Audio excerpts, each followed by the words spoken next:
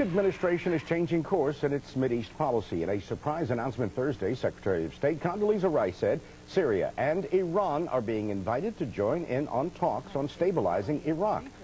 Secretary Rice told a Senate panel that Iran and Syria are being asked to attend what she called a neighbors' meeting to discuss the future of Iraq.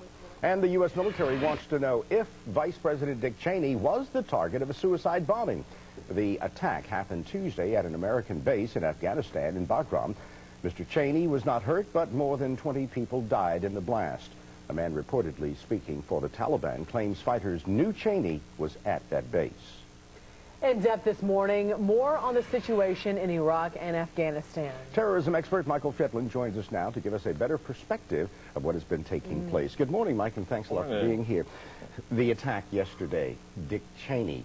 Taliban says he was targeted. We're still trying to determine whether that was actually the case. And I think the short answer is the Taliban is back, and they wanted to convey a message that, yes, they are back, and they did know that a high-level security guy like Dick Cheney was coming.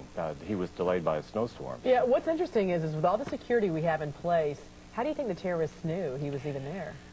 You know, it's a small planet, and we have ways, you know, when the vice president flies in, it's going to be noticed by someone because of the, you know, unusual security that's involved. And so there was a message there.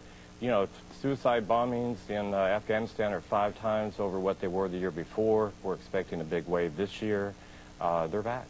Okay, the Taliban is back, but do you think Dick Cheney was the actual target, or was this just something random and he just happened to be there? I think it was definitely a targeted against Dick Cheney. Now, it wasn't going to be successful, obviously, with a mile away, but that would be a major coup if they could somehow injure or kill an American leader. So you bet. Yeah. That's not outside the realm of the Taliban. So there's this message that was sent to the United States. Let's talk about the troops. Let's talk about the troops that are now being filtered into Afghanistan because the British troops were pulled out of Iraq, but now they are redeploying some of those same troops to Afghanistan. What does that tell us? And that's fascinating because here's our staunchest ally that is withdrawing troops from Iraq, redeploying part of those into Afghanistan, and that should tell people that Afghanistan is very important because if the Taliban do come back, we've got another threat of 9/11 all over again. That was their original stronghold.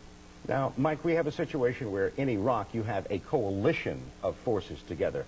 But then when you go up to Afghanistan, we're talking about NATO, aren't we? It's really the UN. It's more directing Afghanistan. And the problem with Afghanistan is that the Taliban are coming in from the sanctuaries in Pakistan, which is under Musharraf. If he's too hard on them, he could lose his base, and we could have a radical regime replace him with access to the nuclear missiles that Pakistan has.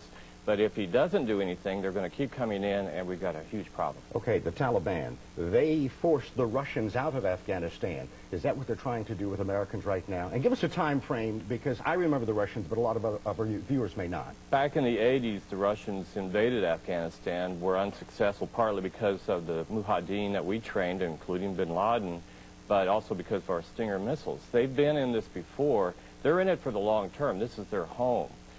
They think we'll eventually give up and leave.